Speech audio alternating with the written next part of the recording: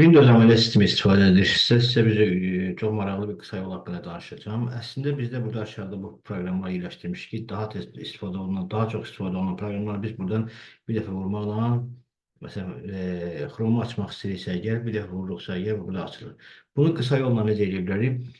Biz Windows və məsələn biz burada rəqəmlərlə yerləşdirsək, məsələn 1, 2, 3, 4, 5, 6 bu formada yerləşdirsək, Windows məsələn bir düyməsini vurduqda, məsələn bizdə bir kutu Facebook açılacaq.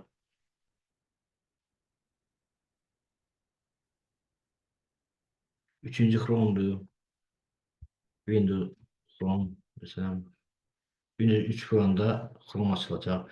Yəni bu qısa yoldur. Bunu çox adam bilmir və bunu paylaşdım ki, siz də biləsiniz.